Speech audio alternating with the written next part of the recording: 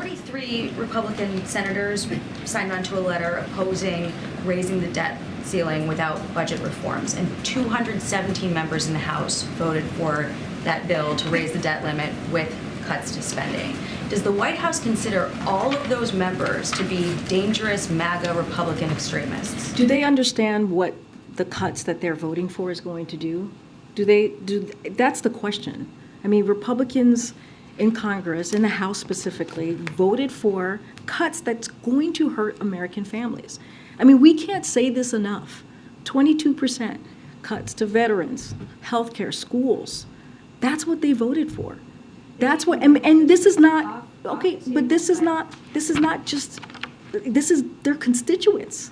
This is what they voted for. And those constituents that they're voting on behalf of have said that they're concerned about their retirements, about the effects of inflation, and those members represent more than half of the country in the House. I mean, that's the majority of districts in the country, that they're voting on behalf of those constituents who are expressing concern about where the economy is. So I guess, how can the White House continue to use messaging calling this the Default on America Act and paint this legislation in such a way without having a conversation about the budget when you've got half the country saying that they want that conversation? So House Republicans are threatening a first ever default. They want the president to agree on a plan in its entirety that includes cuts to programs that are incredibly important for the American family, because they want to hold the American economy hostage, because that's what they're saying that they want to do by threatening a default. Their bill would raise the debt limit. They passed a bill to raise the debt limit. So and I hear you, but they are connecting passing whatever this debt limit to cuts, 22% cuts to veterans, to seniors. That's what they are threatening. Cuts to our schools. That's what that's what is connecting. That's what their budget plan is. The bill doesn't have any appropriations in it, actually, and the speaker has, ruled out a number of those things, including defense, veterans benefits, senior entitlement programs. I mean, you've had Mitt Romney saying that there has to be a conversation here.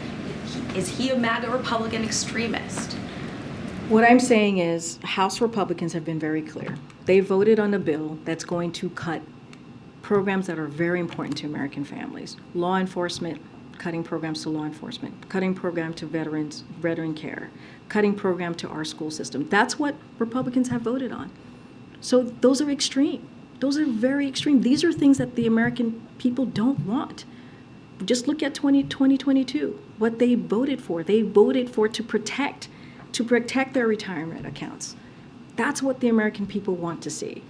And so they're connecting those two. They want the president to agree on its entire agenda of an extreme budget. It is an extreme budget, something that Americans do not want. And that's something for them to answer to. This is also speaking to their constituents when they're voting for something like that.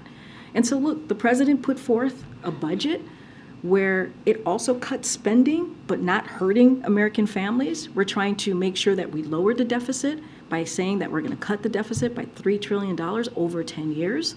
But he put forth something that is actually responsible. Remember, show me your value. Show me your budget, and I'll tell you what you value. That's what the president said. They showed their value by showing cutting veterans program, cutting school programs, cutting health care, 22%.